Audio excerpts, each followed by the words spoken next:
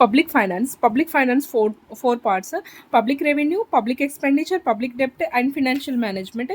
ప్రభుత్వ రాబడి మార్గాలు అంటే ప్రభుత్వానికి మనీ ఎక్కడి నుండి వస్తాయంటే, ఫస్ట్ వన్ వచ్చేసి టాక్సెస్ లేదా దీన్నే ట్యాక్స్ రెవెన్యూ అంటారు.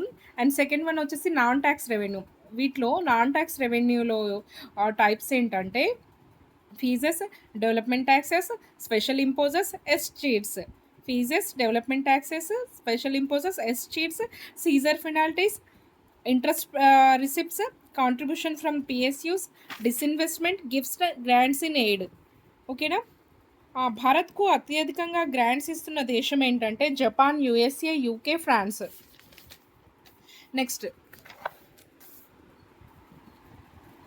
ట్యాక్స్ ఫీజెస్కి మధ్య డిఫరెన్స్ ఏంటంటే పన్ను కట్టకపోతే నేరం, నిర్బంధ చర్య అనేది ట్యాక్స్, స్వచ్ఛంద చెల్లింపు అనేది ఫీజెస్. ఎలాంటి ప్రత్యేక ప్రయోజనాన్ని ఆశించకుండా ప్రభుత్వ వ్యయాన్ని భరించడం పౌరుల బాధ్యత. కాబట్టి ప్రజలు తప్పనిసరి చేసే వ్యయాన్ని ఆ, స- ఆ, సరిచేసే నిర్బంధ చెల్లింపులే పన్నులు అన్ని ఎవరన్నారంటే సెలెన్ అనే ఆర్థికవేత్త అన్నారు. సో ఇందులో ఏంటంటే క్విడ్ ప్రోకో నియమం వర్తిస్తుంది ఫీజులకి, క్విడ్ ప్రోకో నియమం వర్తించదు దేనికి, ట్యాక్సెస్కి. అసలు ఈ క్విడ్ ప్రోకో అంటే ఏంటంటే ఇచ్చిపుచ్చుకోవడము, నువ్వు ఇది ఇస్తే నేను ఇది ఇస్తా అన్నట్లు. నెక్స్ట్ వచ్చేసి డెవలప్మెంట్ ట్యాక్సెస్ వచ్చేసి బెటర్మెంట్ లేవి. అది డెవలప్మెంట్ ట్యాక్సెస్కి ఎగ్జాంపుల్ చూసుకున్నట్లయితే టోల్. ప్రభుత్వం ఏదైనా ఒక అభివృద్ధి కార్యక్రమాన్ని చేపట్టినప్పుడు ఆ కార్యక్రమం ద్వారా ఎవరైతే ప్రయోజనం పొందుతారో వారి నుండి ఆ కార్యక్రమానికి అయినటువంటి వ్యయాన్ని ప్రభుత్వం రాబట్టుకున్నట్లయితే దాన్ని డెవలప్మెంట్ ట్యాక్సెస్ అంటారు, విడతల ద్వారా. నెక్స్ట్ వచ్చేసి స్పెషల్ ఇంపోజెస్, స్పెషల్ అసెస్మెంట్స్. ప్రభుత్వం ఏదైనా ఒక అభివృద్ధి కార్యక్రమాన్ని చేపట్టినప్పుడు దాని ద్వారా ఎవరి ఆస్తుల విలువ అయితే పెరుగుతాయో వారి నుండి అందుకోసం అయినటువంటి వ్యయాన్ని ఏకమొత్తంగా వసూలు చేయడాన్ని ప్రత్యేక విధింపులు అంటారు. నెక్స్ట్, క్విడ్ ప్రోకో నియమం వర్తించేవి ఏంటంటే ఫీజెస్, డెవలప్మెంట్ ట్యాక్సెస్, ప్రత్యేక విధింపులు. ట్యాక్సెస్కి పన్నులకి no quid pro quo. Next, estates చూసుకున్నట్లయితే వారసులు లేని వారికి ఆస్తులను ప్రభుత్వం స్వాధీనం చేసుకున్నట్లయితే అలా వచ్చేటువంటి రాబడిని ఎస్టేట్స్ అంటారు. భారత కేంద్రానికి ఎక్కువగా దేని నుండి రాబడి వస్తుంది అంటే పన్నుల ద్వారా రాబడి వస్తుంది. భారత కేంద్ర ప్రభుత్వానికి రాబడిలో ప్రస్తుతం పన్ను రాబడి వాటా అధికంగా కలదు. 1950-51లో కేంద్ర ప్రభుత్వం రాబడిలో పన్ను రాబడి ఎంత ఉండేది అంటే 88%. పన్నేతర అంటే నాన్ ట్యాక్స్ వచ్చేసి 12%. అండ్ 2019-20 కేంద్ర ప్రభుత్వ రాబడిలో పన్ను రాబడి ట్యాక్స్ రెవెన్యూ వచ్చేసి 79%, నాన్ ట్యాక్స్ రెవెన్యూ 21%. పన్ను జీడిపి నిష్పత్తి అంటే ఏంటంటే కేంద్ర ప్రభుత్వానికి ఒక ఆర్థిక సంవత్సరంలో పన్నుల ద్వారా వచ్చిన రాబడిని అదే ఆర్థిక సంవత్సరంలో జాతీయ ఆదాయం జీడిపిలో శాతంగా చెప్పడాన్ని ట్యాక్స్ జీడిపి రేషియో అంటారు. ఒక ఆర్థిక వ్యవస్థలో ఫిజికల్ అవుట్ఫిట్, ఆర్థిక విత్త ముఖ చిత్రం గురించి తెలుసుకునే సూచికలలో మొట్టమొదటి సూచిక ఏంటి అంటే ట్యాక్స్ జీడిపి రేషియో.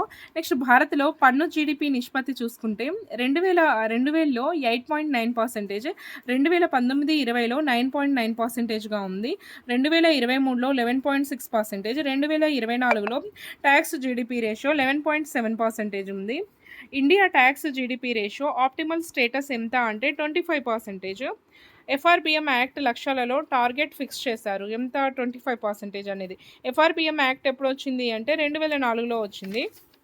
నెక్స్ట్, అభివృద్ధి చెందిన దేశాల్లో ట్యాక్స్ జీడిపి రేషియో ఎంత ఉంది అంటే 35% ఉంది. ఎందుకు మన దేశంలో ట్యాక్స్ జీడిపి రేషియో తక్కువగా ఉంది అంటే TDS, tax deduction at sourcing వలన ఇన్కమ్ సోర్సెస్ మీద ముందే ట్యాక్స్ వేస్తారు. ఎక్కడ అంటే అభివృద్ధి చెందిన దేశాల్లో. కేంద్ర మరియు రాష్ట్ర పన్నులను పరిగణిస్తే ట్యాక్స్ జీడిపి రేషియో 2018లో 18.4%, 2020లో 16.7% ఉంది. నెక్స్ట్, టైప్స్ ఆఫ్ ట్యాక్సెస్ చూసుకున్నట్లయితే పన్ను భారం అనగా పన్నులను ఎవరు భరిస్తున్నారో ఆధారం తీసుకొని దానిని రెండు రకాలుగా విభజించవచ్చు: ప్రత్యక్ష పన్నులు, పరోక్ష పన్నులు. పన్ను భారం, పన్ను చెల్లించడం వలన ప్రజలు కోల్పోయే ద్రవ్యాన్నే పన్ను యొక్క ద్రవ్య భాగం అంటారు, మానిటరీ ట్యాక్స్ బర్డెన్. పన్ను భారము రెండు రకాలు: తొలి భారము అండ్ తుది భారం. తొలి భారాన్ని ఇంపాక్ట్ అంటారు, తుది భారాన్ని ఇన్సిడెంట్స్ అంటారు. ఇంపాక్ట్ అంటే ఏంటంటే ఏదైనా ఒక పన్నును మొట్టమొదట ప్రభుత్వానికి ఎవరైతే చెల్లిస్తారో ఆ వ్యక్తి భరించే దానిని పన్ను యొక్క తొలి భారం అంటారు. Example production tax. తుది భారము ఏదైనా ఒక పన్ను చిట్ట చివరికి ఎవరిపైకి నెట్టబడుతుందో ఆ భారాన్ని పన్ను యొక్క తుది భారం అంటారు. Example అమ్మకపుదారుడు, consumer. నెక్స్ట్ వచ్చేసి ఉత్పత్తి సుంకం ఎక్సైజ్ ట్యాక్స్. తొలి భారం భరించేది ఉత్పత్తిదారుడు. అమ్మకం పన్ను యొక్క తొలి భారాన్ని భరించేది ఎవరు అంటే అమ్మకందారుడు. వినోద పన్ను తొలి భారాన్ని భరించేది సినిమా హాలు యజమాని.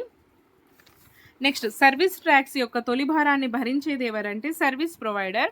ప్రత్యక్ష పన్నులు పన్ను యొక్క తొలి భారము మరియు తుది భారము ఒకే వ్యక్తి భరించినట్లయితే, అనగా పన్ను భారాన్ని బదిలీ చేయడానికి వీలు లేనట్లయితే అలాంటి పన్నులను ప్రత్యక్ష పన్నులు అంటారు. ఎగ్జాంపుల్ ఇంటి పన్ను. పరోక్ష పన్నులు పన్ను యొక్క తొలి భారము ఒకరు తుది భారము వేరొకరు భరించినట్లయితే, అంటే పన్ను భారం బదిలీ చేయడానికి వీలు ఉన్నట్లయితే అలాంటి పన్నులను పరోక్ష పన్నులు అంటారు. ప్రత్యక్ష పన్ను అంటే ఆదాయపు పన్ను ఇన్కమ్ ట్యాక్స్. పరోక్ష పన్నులు అమ్మకము పన్ను ఎక్సైజ్ సుంకము ఆత్రేయ సుంకము. ప్రత్యక్ష పన్నులు డైరెక్ట్ ట్యాక్సెస్. సో దీనికి ఎగ్జాంపుల్ ఏంటంటే వ్యక్తులపై వేసే పన్నులన్నీ ప్రత్యక్ష direct taxes.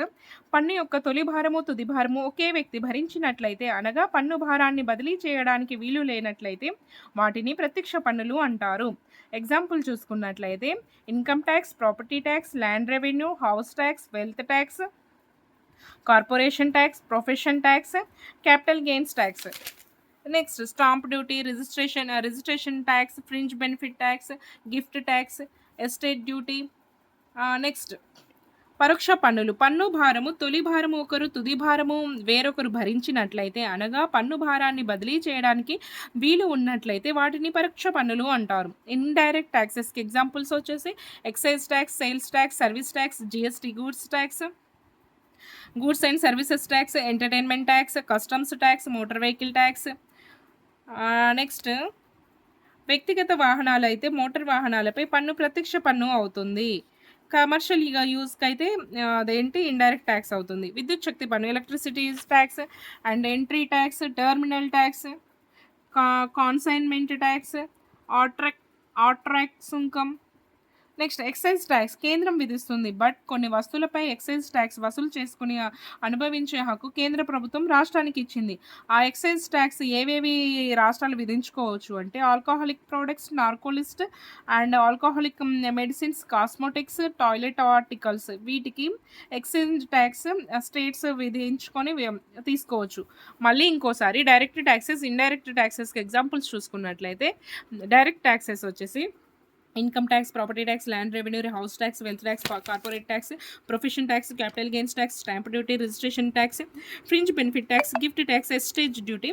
And indirect taxes వచ్చేసి excise duty, sales tax, service tax, GST, entertainment tax, customs duties, motor vehicles tax, electricity tax, entry tax, terminal tax, consignment tax, ఆట్రాక్ట్ duty. Next కేంద్రానికి వచ్చే tax రెవెన్యూలో ప్రత్యక్ష పరోక్ష పన్నుల వాటా చూసుకున్నట్లయితే అభివృద్ధి చెందుతున్న దేశాల్లో 2/3 వంతు పరోక్ష పన్నుల వాటా ఉంటుంది. భారత కేంద్ర ప్రభుత్వానికి వచ్చే పన్ను రాబడిలో ప్రత్యక్ష పన్నుల వాటా డైరెక్ట్ ట్యాక్సెస్ చూసుకుంటే 1950లో 43% ఉంది. 2007లో 49%, అంటే సుమారుగా 50%. ప్రజెంట్ ఎంత ఉంది అంటే 2021లో 52.5% ఉంది. ఓన్లీ కేంద్ర ప్రభుత్వానికి అత్యధిక రాబడి ఎక్కడి నుండి అంటే డైరెక్ట్ ట్యాక్సెస్ నుంచి. కేంద్ర, రాష్ట్ర, స్థానిక ప్రభుత్వాలకు అత్యధిక రాబడి పరోక్ష పన్నుల నుంచి. నెక్స్ట్